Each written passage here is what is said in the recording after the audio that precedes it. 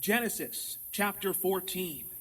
And it came to pass in the days of Amraphel, king of Shinar, Arioch, king of Elasar, Kedorlaomer, king of Elam, and Tidal, king of nations, Goyim, that they made war with Bera, king of Sodom, Bersha, king of Gomorrah, Shinab, king of Admah, Shemabar, king of Zeboim, and the king of Bela, that is, Zar.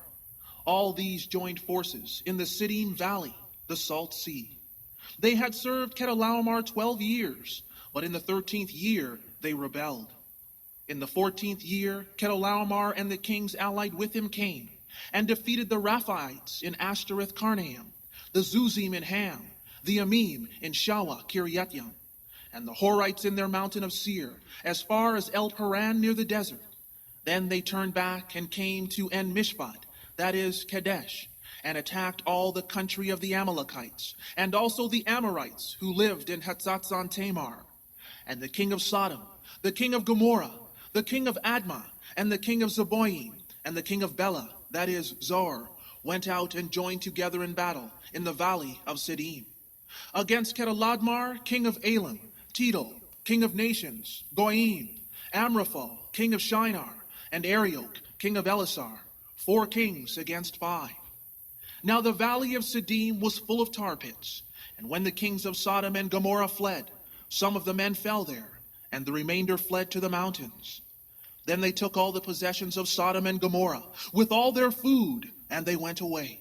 They also took Lot, Abram's brother's son, who lived in Sodom, with his possessions, and departed. Then one who had escaped came and reported this to Abram the Hebrew. Now he lived by the trees of Mamre the Amorite, brother of Eshcol, and brother of Aner. They were allies with Abram. Now when Abram heard that his brother was taken captive, he armed the 318 trained men born in his household, and went in pursuit as far as Dan. During the night, Abram divided his men against them, routed them, and pursued them as far as Hobah, that is, north of Damascus. So he recovered all the possessions. Lot and all of his possessions he also brought back, together with the women and the people. And the king of Sodom went out to meet him at the valley of Shawah, that is, the king's valley, after his return from the defeat of Kedorlaomer and of the kings with him. Then Melchizedek, king of Salem, brought out bread and wine. He was the priest of Yahweh Most High. And he blessed him and said, Blessed be Abram by Yahweh Most High, creator of heaven and earth, and blessed be Yahweh Most High, who has delivered your enemies into your hand. And he, Abram, gave him tithes of all. Now the king of Sodom said to Abram, Give me the people, and take the possessions for yourself.